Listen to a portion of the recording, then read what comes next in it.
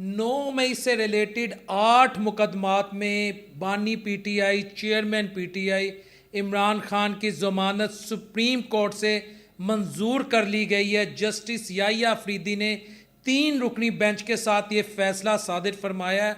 और इस फैसले के आने के बाद वो जो आवाज़ें आती थीं पीटीआई ख़त्म शुद, इमरान खान ख़त्म शुद, इमरान खान तारीख़ की किताबों में मिलेगा, इमरान खान जेल में गला सरा मिलेगा, 9 मई इमरान खान को खा जाएगा, इमरान खान की सियासत ख़त्म, इमरान खान खलंडरा।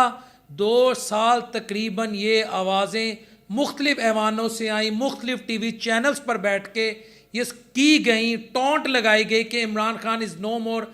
आज इस फैसले के आने के बाद as a student of political science मैं ये ज़रूर कह सकता हूँ कि तारीख़ की किताबों में तो इमरान खान का जिक्र होगा, लेकिन आज वो पाकिस्तानी सियासत में या पाकिस्तान में दोबारा उसका रिवाइवल होने के जो चांसेस हैं in terms of politics, in terms of his party, in terms of getting ministries और प्राइम मिनिस्टरशिप, वो आज जिंदा हो गए हैं। क्योंकि 9 मई सबसे बड़ा फंदा था।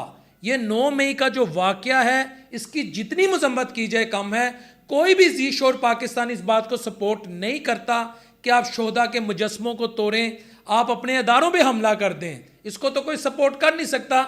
लेकिन खान पर 9 मई को लेकर बहुत ज़्यादा सवालात उठाए जा रहे थे कि अगर 9 मई के फैसले में खान फंस गया, खान के खिलाफ फैसला आ गया तो खान का सियासी मुस्तकबिल ख़त्म हो जाएगा।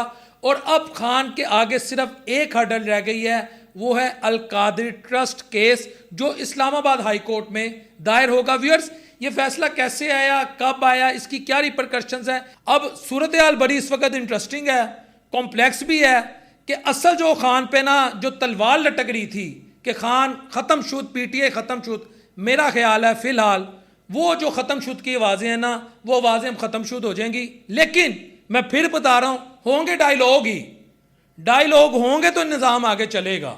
लेकिन खान को आज बहुत बड़ा रिलीफ मिला है जिसकी मेरा ख्याल है खान साहब भी एक्सपेक्टेड या एक्सपेक्ट नहीं कर रहे थे। और ये कोई डील नहीं है, ये कोई डील भी नहीं है।